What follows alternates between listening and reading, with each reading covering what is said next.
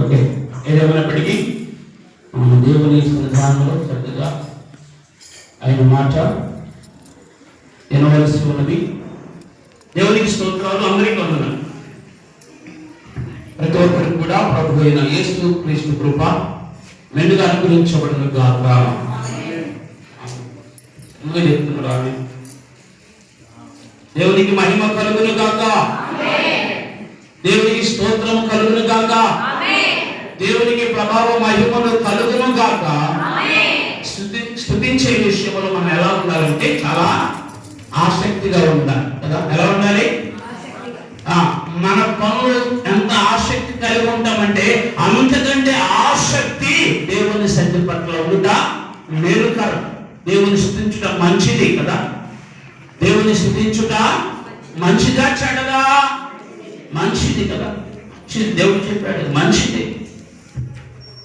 కాబట్టి మనము 6 దినాలు మనం పని చేసుకుంటున్నాం. ఒక దినాన్ని దేవుని సన్నిధిలో గడపడానికి దేవుడు సమయం ఇచ్చాడు. కాబట్టి ఈ సమయాన్ని సద్వినియోగము చేయబడాలి. కొంతమంది మందిరానికి వచ్చిన ముసలకు ముచ్చట్లు విడిచిపెట్టరు, చెవులు కొనుక్కుంటా ఉంటారు. ఏదో గుర్తొస్తా ఉన్నప్పుడు ఆ సమయంలో శివుడి దగ్గరికి వెళ్ళి అట్టంటగా అట్టాలే చెప్పలేదు కదా. దేవుని సన్నిధిలో ఎట్లా ఉండాలి? నీవు దేవుని మందిరానికి పోయినప్పుడు నీ ప్రవర్తన జాగ్రత్తగా మనం ఎక్కడున్నామో తెలుసుకోవాలి కదా. సెల్లు స్విచ్ ఆఫ్ చేస్తే మంచిది. సెల్లులు స్విచ్ ఆఫ్ చేస్తే కదా. అదే భగవంతుడు ప్రియుల దేవుని సన్నిధిలో వాకింగ్ చెప్తా ఉంటే కొంతమంది ఫ్రీ ఫైర్ ఆడుతూ ఉంటారు. వాకింగ్ చెప్తాడు కొంతమంది గేమ్ ఆడుతూ ఉంటారు. వాకింగ్ చెప్తే కొంతమంది ఫోన్ మాట్లాడుతూ ఉంటారు కదా. దేవుని మందిరంలో మన ప్రవర్తన దేవుని వాక్యం మీద ఉంచాలి. దేవుని స్తోత్రము కలుగును గాక. నీ మనస్సు, నీ ఆలోచన సమస్తమును కూడా దేవుని సన్నిధానంలో అయా స్థిరమైన మనస్సును నాకు నూతనంగా పుట్టించమని వాక్యము స్పష్టంగా తెలియజేస్తాము. ప్రభువుకు ప్రియమైన దేవుని సంగమ దేవుని బిడ్డలారా, ఈరోజు ధ్యానం చేయనటువంటి వాక్య భాగాలు ఇర్మియా గ్రంథము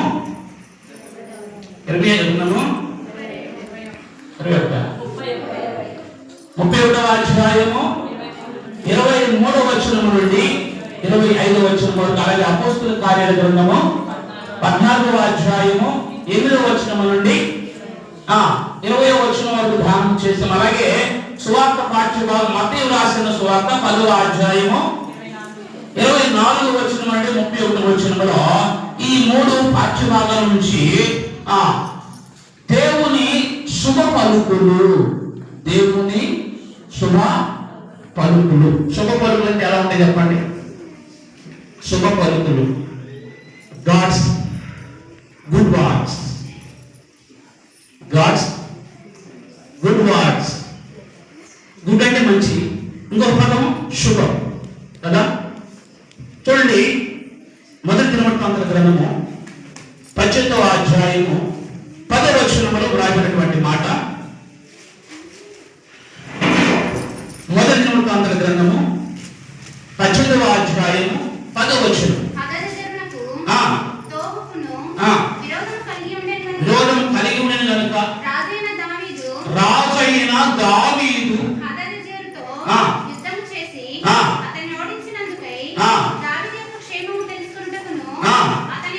అతనితో శుభవచనములు పలుకుటకును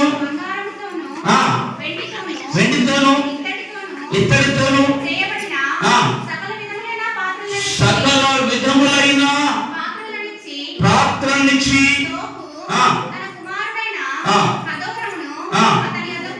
పంపించాడు. ఇక్కడ శుభవచనములు పలకవలెను. దుఃఖముతో ఉన్నటువంటి బిడలకు, నిరాశలో ఉన్నటువంటి బిడలకు ఏ వచనాలు పలకలట? శుభవచనాలు, శుభ పలుకులు, దేవుని శుభ పలుకులు, దేవుని గద్దింపు పలుకులు కూడా ఉన్నాయి పరిశుద్ధ గ్రంథంలో. ఈ జీవ గ్రంథంలో మనుషుల కొరకు దేవుడు అనేకమైన శుభవచనాలు పలికాడు, శుభ పలుకులు పలికాడు. గద్దింపు పలుకులు ఎలా ఉంటాయి అంటే, యెరూషలేమా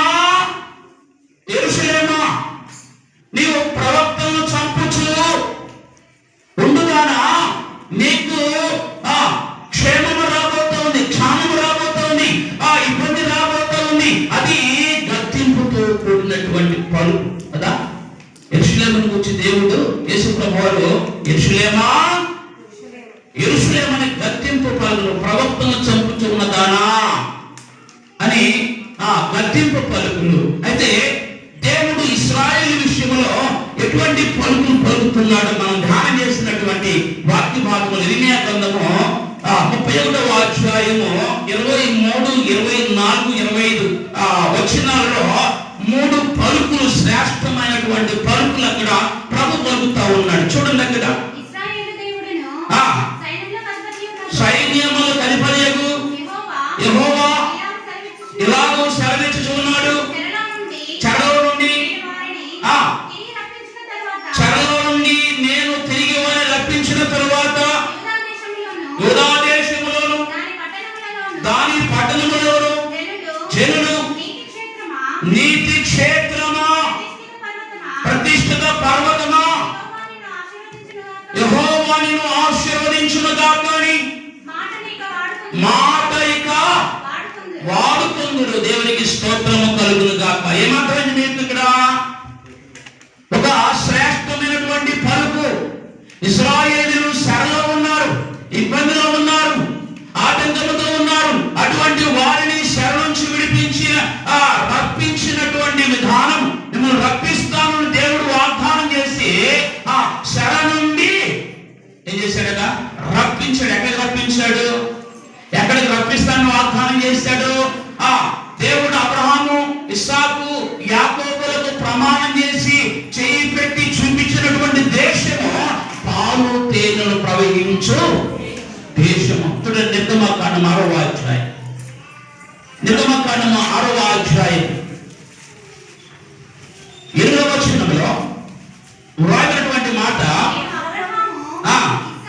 అబ్రహాము, ఇస్సాకు, యాకోబులకు నేను ఇచ్చేదనని చెయ్యెత్తి ప్రమాణము చేసిన దేశంలోనికి మిమ్మల్ని రప్పించి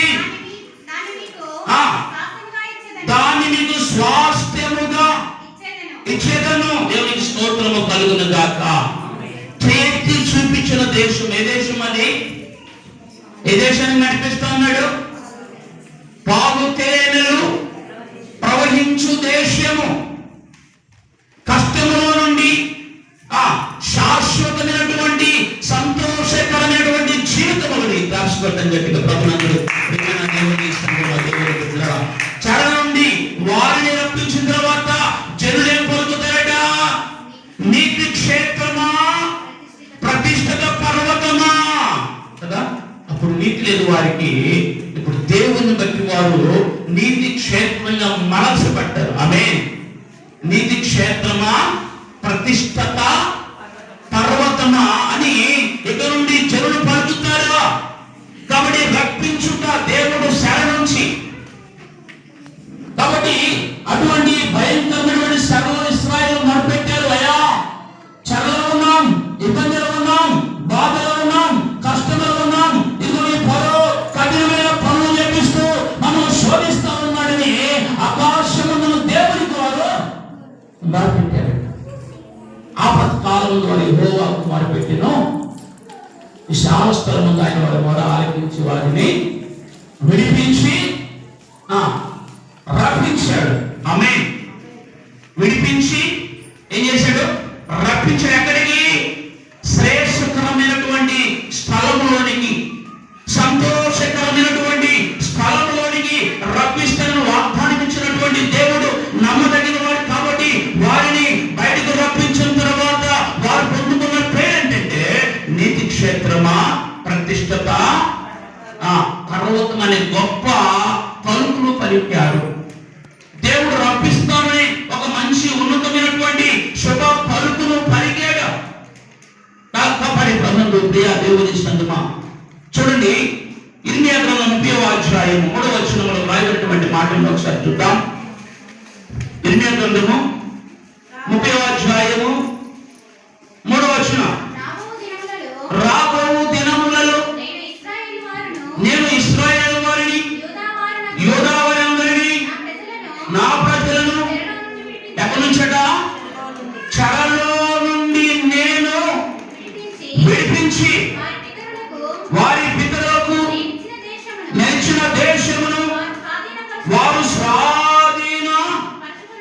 పరుచుకున్నట్లు వారిని ఆ, తిరిగి తిరిగి రప్పించుదునని రప్పించుదనని యెహోవా సెలవిచ్చుచున్నాడు. మొట్టమొదటి శుభ పలికిందట, రప్పిస్తాను. ఎక్కడి నుంచి?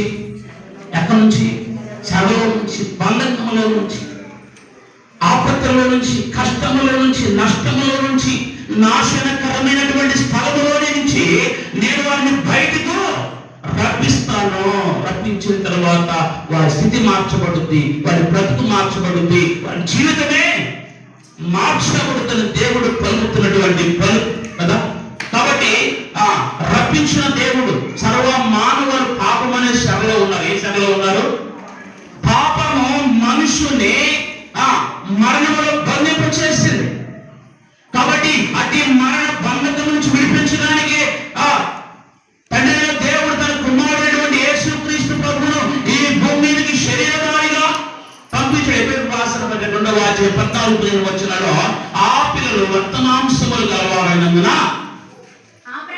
ఆ ప్రకారమే మరణం యొక్క బలము గలవాని, అనగా అపవాదిని మరణము ద్వారా నశింపజేయుటకును జీవితకాలమంతయు మరణ భయము చేత దాస్యమునకు లోనై ఉన్న వారిని విడిపించుటకును ఆయన కూడా రక్తమాంసములలో పాలువాడాయను.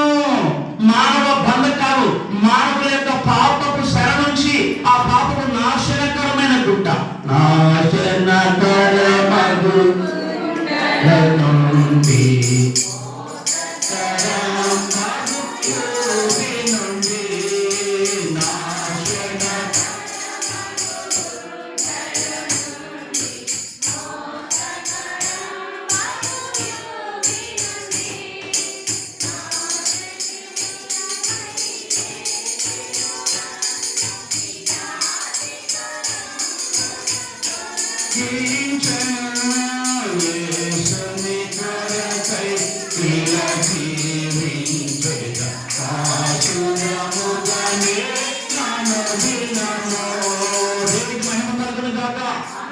ఏ స్థితిలో నుంచి?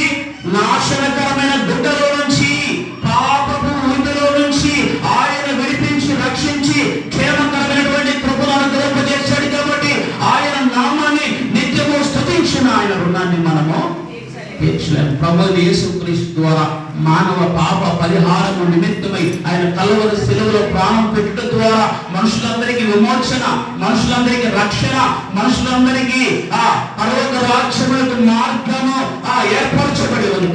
గట్టిగా యేసయ్య ద్వారా కలిగినటువంటి గొప్ప విడుదల, గొప్ప విమోచన నీ ఆత్మ నశించినటువంటి స్థితిలో ఉంది. అపరాధముల చేతను, పాపముల చేతను ఎవరున్నాడా?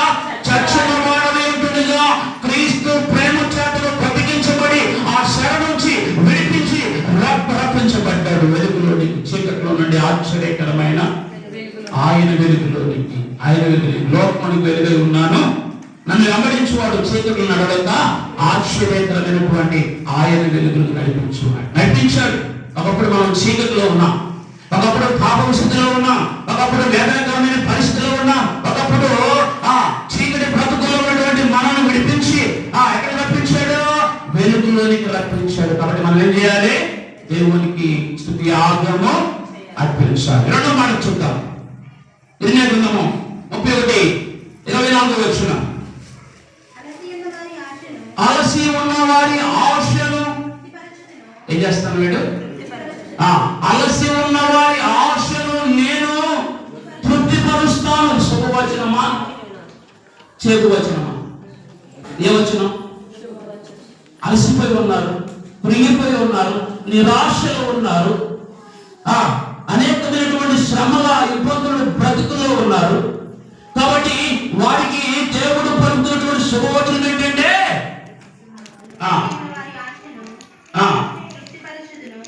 నేను వారి ఆశను, నిరాశలో ఉన్న వారి ఆశను నేను ఏం చేస్తాను? తృప్తిపరుస్తాను. ఆశ గల ప్రాణమును దేవుడు ఏం చేస్తాడు? కీర్తన గ్రంథం 107:9 అంటాడు. కీర్తన గ్రంథం 107:9 ఇదిగో ఆశ గల ప్రాణమును నేను, ఆశ గల ప్రాణమును ఆయన తృప్తిపర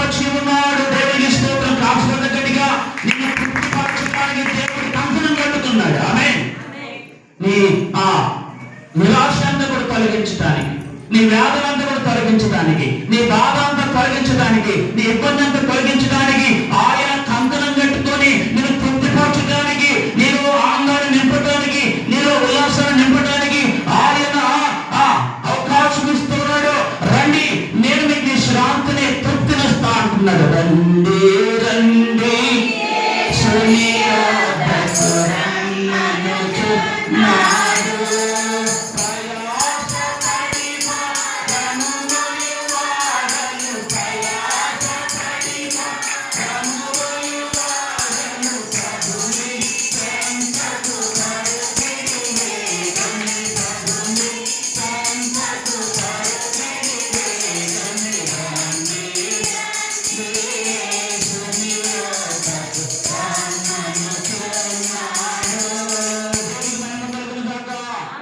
నిరాశలో ఉన్నటువంటి జీవితాలకు ఆయన విశ్రాంతిని ఇవ్వడానికి, క్షేమమును ఇవ్వడానికి, సంతోషం ఇవ్వడానికి ఆయన పిలుస్తా ఉన్నాడు. కాబట్టి నీ నిరాశను తొలగిస్తాను, నీ వేదన, నీ బాధ నేను చూసి ఉన్నానని పరిశుద్ధాత్మ దేవుడు పలుకుతున్నటువంటి మాట. ఆయన ఏం చేస్తున్నాడట? ఆయన సర్వమును ఎరిగిన వాడు, ఆయన సమస్తమును గైకొన్న వాడు. ఆయన అందరూ సువార్త పాఠ్య భాగంలో ఇదిగో నేను నీ ఎంట్రుకలన్నిటినీ ఏం చేశాడట? నీ ఎంట్రుకలన్నీ మనం లెక్కించామా? మన తలలో ఎన్ని ఎంట్రుకలు ఉన్నాయో, ఎన్ని ఊడిపోతున్నాయో, ఎన్ని ఉంటున్నాయో, ఎంతమంది ఎగ్గి పెట్టుకున్నారో, ఎంతమంది అలా ఎంట్రుకలు ఊడిపోయిన తర్వాత ఏం చేసుకుంటారు? వెనక ఏం పెడతారు? చెప్పంటారా? సవరం కదా. ప్రభుత్వ ప్రియమైన దేవుని పెట్టారా? కాబట్టి దేవుడు నీ తలలో ఎన్ని ఎంట్రుకలను లెక్కించాడంటే ఆయనకు నీ సర్వస్వము మనం అడగం. ఎంట్రుకలు ఉన్నాయి కానీ ఆయన లెక్కించాడు. ఆయన సమస్తము ఎరుగున్నాడు. కాబట్టి ఆయన మార్గంలో నువ్వు ఎలా నడుస్తున్నావు ఒకసారి ఆ ఉత్పత్తి అడుగులో తప్పికున్న వారలారా అవి రావాలి, నా యొద్దకు రండి, నేను నీకు దాహము తీరుస్తాను. దాహము తీర్చడానికి, వేదన తొలగించడానికి, నిరాశలో నుంచి, పుణ్యస్థితిలో నుంచి, దుఃఖములకు ప్రతిగా ఉల్లాస వస్త్రమును నేను మీకు ధరింపజేస్తానని ప్రభువు పలికిన శుభ పలుకులు. ఇంకా నిరాశతో ఉన్నావా? నెరవేర్చబడగా ఆ పుణ్యస్థితిలో ఉన్నావా? ఆయన వైపు చూడు, బురియంతుల వాసులారా, నా వైపు చూసి రక్షణ పొందుడి. నేనే దేవుడును, మరి ఏ దేవుడును లేడని చెప్తా ఉన్నాడు. మూడవ మాట చూద్దాం, సమయం అయిపోతాం, ఇంకా చాలా ఉన్నాయి. మూడవ మాట ఇర్మీయా గ్రంథము 37వ అధ్యాయము 35వ వచనం.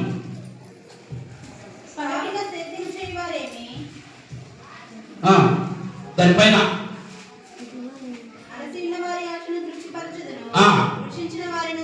కృషించిన వారందరినీ ఏం చేస్తానట?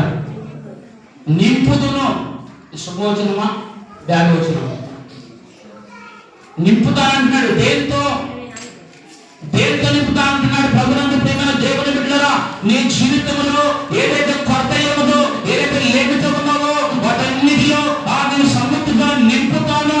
కావలసినటువంటి క్రియలు నెరవేర్చి నేను సంతోషముతో నింపుతానని దేవుడు వాగ్దానం చేస్తున్నాడు. దేవునికి స్తోత్రము కలుగును గాక. దేవుడు నింపుతానన్నాడు సంతోషముతోటి, ఆనందముతోటి, ఉల్లాసముతోటి. కీర్తన గ్రంథము 126వ సంకీర్తన చూడండి, మొదటి వచనం నుండి. సియోనుకు తిరిగి వచ్చు వారిని యెహోవా చెరలో నుండి రప్పించినప్పుడు మనము కలకలిన వారి వలె ఉంటిని.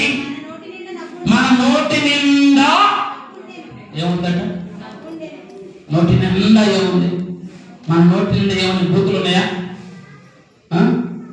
నువ్వు నాశనం కాదు, నువ్వు పాడైపోను. మన నోటి నిండా ఏమున్నాయా? లేకపోతే నవ్వుందా? దేవుడు ఏమి నింపుతానంటున్నాడు? వారి జీవితంలో ఏమి నింపబడింది? నవ్వు. వారి నోరంతా కూడా నవ్వుతో నింపబడింది. క్లాస్ గడ్డ గట్టిగా ప్రభుత్వం ప్రియమైన దేవుని సంగమ దేవుని బిడ్డలారా, నీ జీవితంలో దేవుడు గురించి ఎల్లప్పుడూ సంతోషపడాలని ఆశపడు నువ్వే సరైనటువంటి జీవితము జీవించబడకుండా కుక్క తోక ఎప్పుడు ఎలా ఉంటుందట? కుక్క తోక ఎప్పుడు వంకరగా ఉన్నట్లు ఇశ్రాయేలు జీవితాలు కూడా ఎప్పుడు దేవుడు అద్భుతం చేసినప్పుడు దేవా స్తోత్రం అంటారు. తర్వాత మళ్ళీ పాప జీవితం పోతూ ఉంటారు, రోత బతుకులు పోతూ ఉంటారు. దేవుడికి అసహ్యమైన కార్యాలు. రమేష్ గారు దేవుని స్తోత్రం. ప్రభునందు ప్రియమైన దేవుని సంఘం, ఆ దేవుని బిడ్డలు గోడ కానుకుని నిద్రపోతుంది. ఎవరన్నా గోడ కానుకున్నాడు కదా. కాబట్టి నోటి నుండి ఏమన్నా చదువు మళ్ళీ ఒకసారి, మనము కలకలిన వారి వలె ఉంటిమి, మన నోటి నిండా నవ్వుండెను, మన నాలుక దేంతో నిండి ఉందట? ఆనంద గానములతో. మరి ఉందా నీ నోరు? నీ హృదయం ఆనందంతో ఉందా? ఎప్పుడు ఆనందము, ఎప్పుడు సంతోషము. సమరయ స్త్రీలు ఎప్పుడు ఆనందపడిందట. ఆమె నిరాశలో, ఆమె కృంగినటువంటి స్థితిలో, తృప్తి లేని జీవితంలో ఆమె గడుపుతున్నప్పుడు యేసు ప్రభువారు ఆమె దర్శించి ఆమె తను కనపరుచుకున్నప్పుడు ఆమె తన పాపం లేకుండా పగలగొట్టి సంతోషాన్ని తన జీవితంలో నింపుకొని ఆనందంతో పరిగెత్తింది. దాచుకోవడం గట్టిగా దేవుని స్తోత్రం కదా.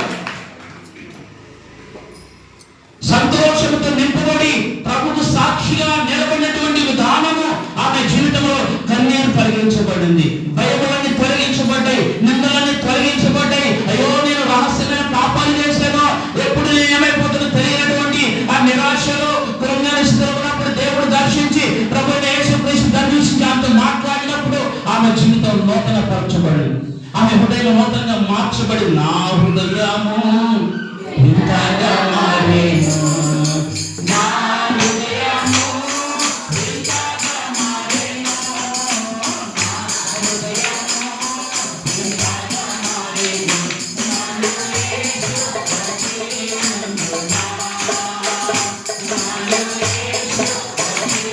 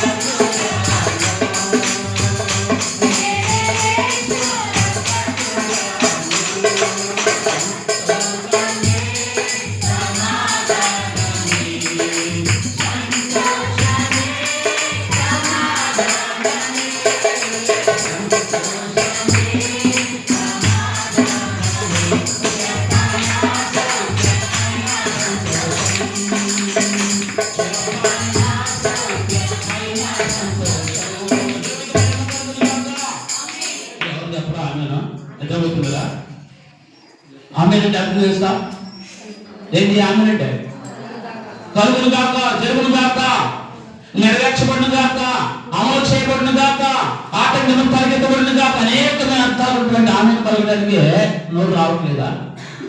ఏమొస్తుంది?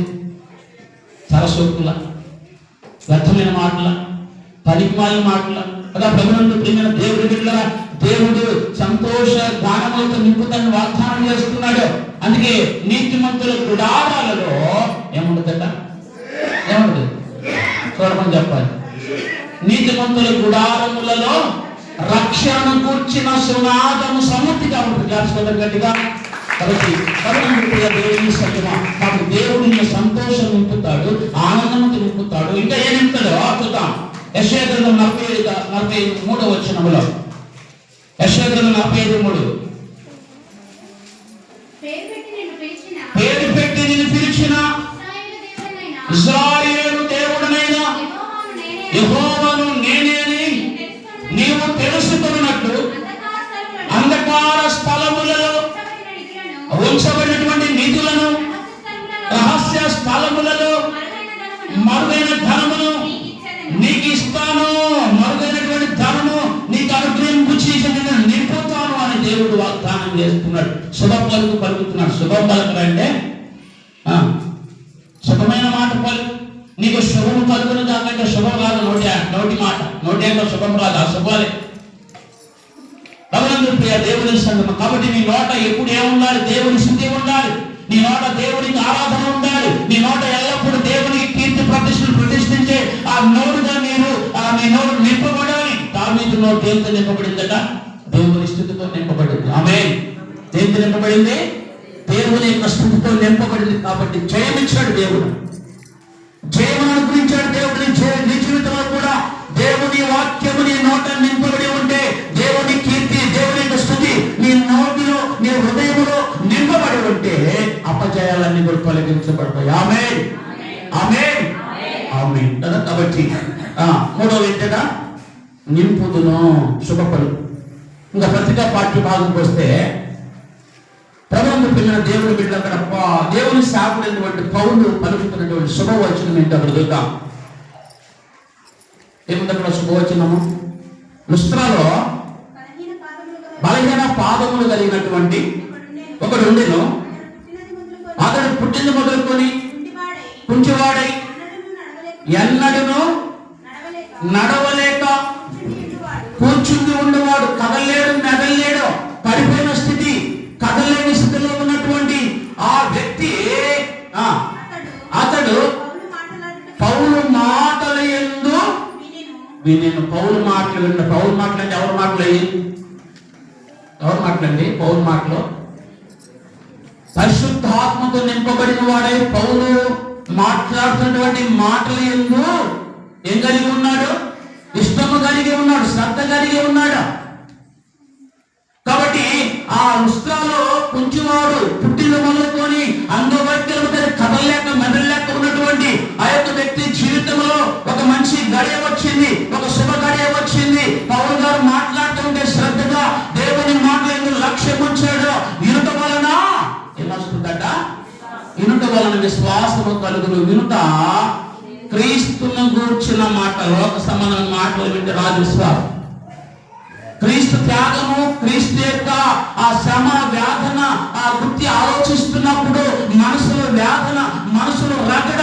నా కోసం యేసయ్య ఇలా కరిగిపోయాడు, నా కోసం యేసయ్య క్యాండిల్ వలె కరిగిపోయాడు, నా కోసము ఆయన రక్తమును చిందించాడని నీ హృదయం అగ్నిచేత మండుతే ఎప్పుడైతే నువ్వు శ్రద్ధగా పెట్టావు, ఒక సేవలు పెట్టి ఇంకో సేవలు పెట్టి ఈ సేవలు విని ఈ సేవలు వదిలేస్తే అది కార్యము జరగదు. నీ హృదయంలో కార్యం జరగదు.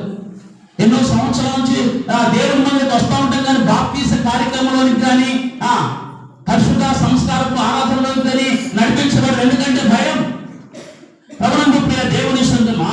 కాబట్టి దేవుని మాట శ్రద్ధ ఉంచినప్పుడు పౌలు గారు అతను చూసినప్పుడు అతనితో అన్నాడు, ఇదిగో ఇతనికి స్వస్థ పొందడానికి శ్వాసము కలిగి ఉందని చెప్పి నీ పాదములు నొప్పి సరిగా నిలవమని దగ్గరగా చెప్పినప్పుడు అతను గంతులు నడవసాగిను. కాసుకోవడం గట్టిగా. ఎప్పుడు నడవలేని వాడు, ఎప్పుడు కదలేని వాడు, ఎప్పుడు దురాశతో, ఎప్పుడు నిరాశతో, పుణ్యనిష్టలో ఉన్న ఒక్క మారుగా పౌలు గారు చెప్పిన మాట విని తన జీవితంలోకి శ్వాసని పెంపొందించుకొని ఆ శ్వాసము ద్వారా పౌలు ద్వారా స్వస్థత పొందినటువంటి ఆ శుభ పలుకు, ఇదిగో చక్కగా పాదం చెప్పు అని చెప్పగానే, శుభపలు పలుకుగానే ఆ కుంటివాడు దిక్కున లేచి గంతులు వేసినాడు. ఎంత గొప్ప కార్యం కదా, ఎంత గొప్ప శుభ కార్యమా పొందుకున్నాడు. ఆ విషయాన్ని చూసినటువంటి వాళ్ళందరూ కూడా అక్కడ ఉన్నటువంటి ఆ ప్రాంతంలో, లుస్త్ర అనే ప్రాంతంలో ఉన్నవారు ఏం చేశారు? దేవతలు మనుషుల రూపాన్ని దాచి వచ్చారు కాబట్టి మనం అందరం బలి అర్పించాలని ఎత్తులని పొందిన వాటిని తీసుకొచ్చి పౌలు శీలల ముందు, పౌలు బలబల ముందు పెట్టినప్పుడు, అయ్యారా మీరెందుకు ఎలా చేస్తున్నారు? నేను కూడా మీ స్వభావం వంటి స్వభావ మనుషులని మీరు మీ వ్యర్థమైన వాటిని విడిచిపెట్టి ఆకాశమును భూమిని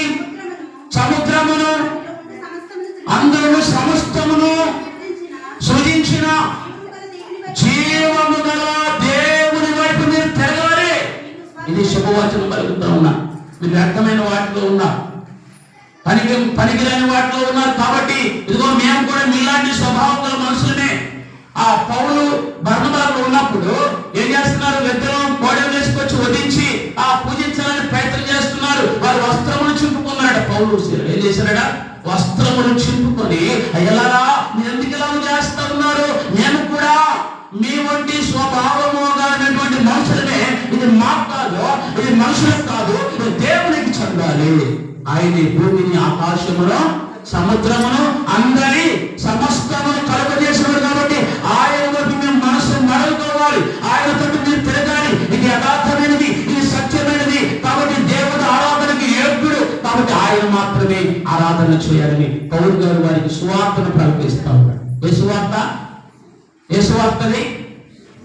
రక్షణ సువార్త, విడిపించే సువార్త. అంధకారంలో నుంచి, అజ్ఞానంలో నుంచి, చీకటిలో నుంచి వెలుగులోకి వచ్చే సువార్త. యేసు క్రీస్తు శిలువ మరణం గురించి, ఆయన ఔన్నత్యాన్ని గురించి చెబుతున్నప్పుడు అనేక మంది సూచించారు. ఆ సత్యం చెబుతూ ఉంటే అక్కడ కొంతమంది ఈదులు అంతకుముందు పౌలంటే చాలా ప్రేమ కలిగినటువంటి వారు, ఇప్పుడైతే క్రీస్తుకు సాక్షిగా ఉన్నాడు కాబట్టి అతను చంపడానికి ప్రయత్నం చేస్తాం. సత్యాన్ని చెప్తున్నటువంటి ఆ పౌరుని చంపడానికి చెప్తారు. చూడండి ఇక్కడ, చూడండి.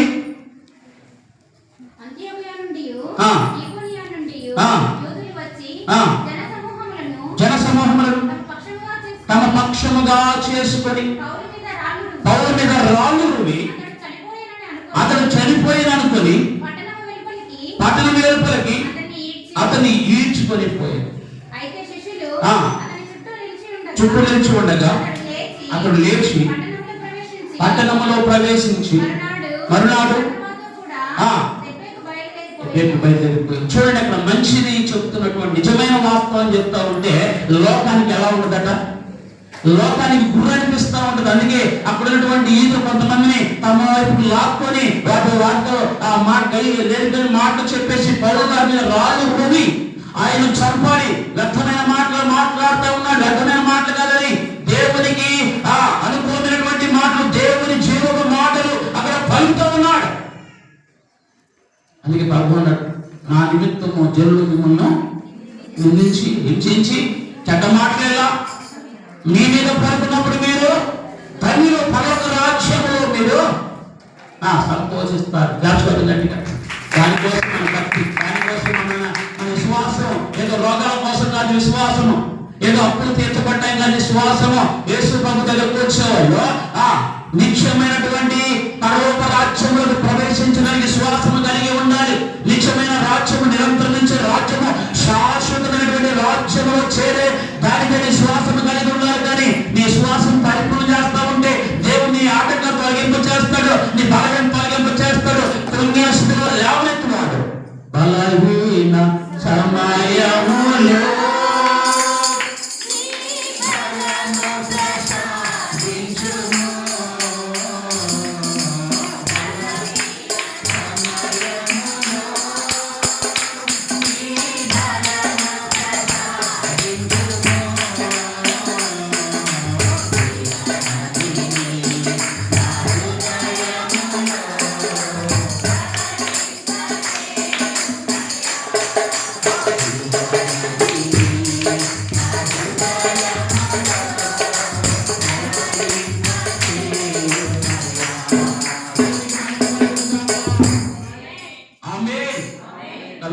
బలహీన సమయంలో దేవుడు ఏం చేస్తాడు?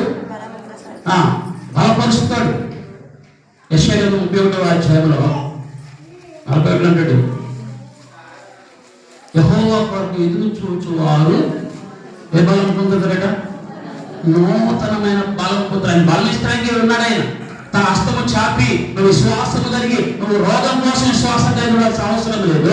పరలోక రాజ్యము కొరకు నీ విశ్వాసము కలిగి ఉంటే నీకు వచ్చే అడ్డువాడలు, నీకు వచ్చే అపాయాలు, నీకు వచ్చే సమస్యలు, నీకు వచ్చే శోధనలు అన్నిటి ఒక మార్గం శోధన. ఎన్ని మార్గాలు కూడా? 7 మార్గాలు కూడా తొలగించే శక్తిమంతుడు నజరేయుడైనటువంటి యేసు క్రీస్తు ప్రభువు. లోకములో ఉన్నవానికంటే మీలో ఉన్నవాడు ఎవరట? ఎంతమంది నమ్ముతారు? ఎంతమంది నమ్ముతారు? చేతండి. ఈ వచ్చినము లోకములో ఉన్నవాడి కంటే మీలో ఉన్నవాడు గొప్ప, మనలో ఉన్నవాడు గొప్పవాడు కదా, గొప్ప కార్యాలు చేస్తాడు, ఆటంకములు తొలగింపజేస్తాడు, నిరాశ నిస్పృహను తొలగింపచేస్తాడు. కానీ దీన్ని నాట్యముగా కాబట్టి కళ్ళు చదవద్దు, భయపడవద్దు. మీరు భయపడవలసిన ఎవరికి? మనుషులకు భయపడవద్దు. స్వార్థ పాటుగా ఉండడు.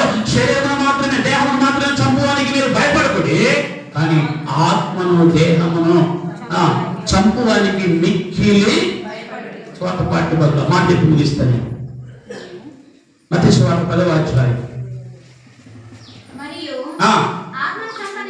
ఆత్మను సంపనేరుక దేహమునే చంపువారికి భయపడకుడి గాని ఆత్మను దేహమును కూడా నరకములో నశింప చేయగలవానికి మీరు మిక్కిలి. మనం దేనికి భయపడాలండి? లోకములు దేనికి భయపడదు?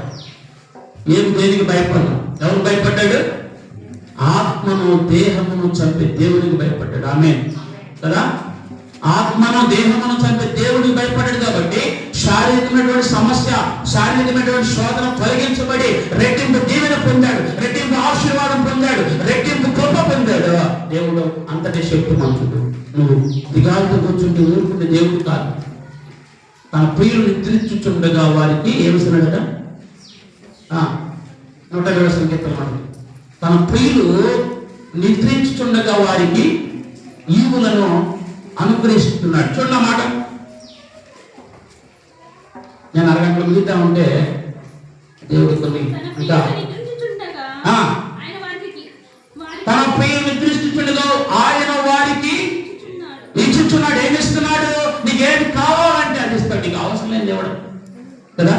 అవసరమైన వాటిని అడుగు వాటికంటేనో గురించి వాటికంటేనో అత్యధికంగా చేయ శక్తి గల దేవుడికి ఎవరు నీ ద్వారా మహిమ చార్చబడాలి. కాబట్టి నన్ను బాప్తిసం పొందినవాడు రక్షింపబడు నమ్మమానికి శిక్ష విధపడు. సువార్త మనం ఎవరిని ఆరాధించాలంటే సృష్టికర్తటువంటి జీవం గల దేవుని ఆరాధించాలి. మనం చేస్తుంది జీవం గల దేవుని ఆరాధిస్తుంది. కాబట్టి మనం ధైర్యం చెప్పాలి. మనం ఎవరిని బట్టి అతిశయపడాలి? ధనాన్ని బట్టి కాదు, ఆశని బట్టి కాదు, బలాన్ని బట్టి కాదు, నీ అందాన్ని బట్టి కాదు. ఎవరిని బట్టాడా?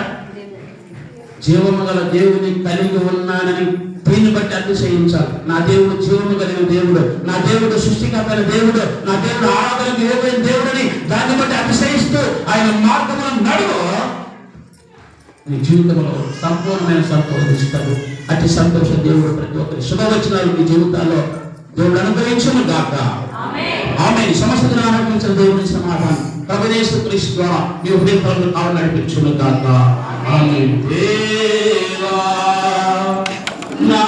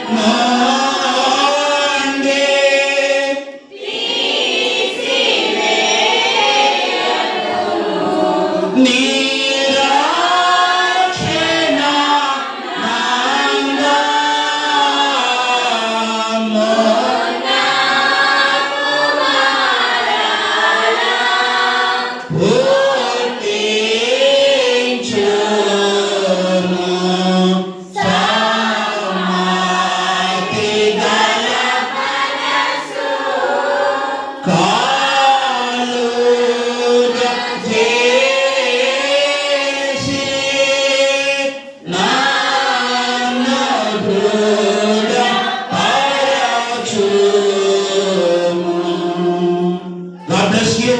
దేవుడు మిమ్మల్ని దీవించి ఆనందం పెరిగిపోను గాక. ఆమేన్. దయచేసి కూర్చోనండి. ఈ సమయంలో పుట్టగల అర్పణ దేవునికి సమర్పించుకుందాం. అర్పణ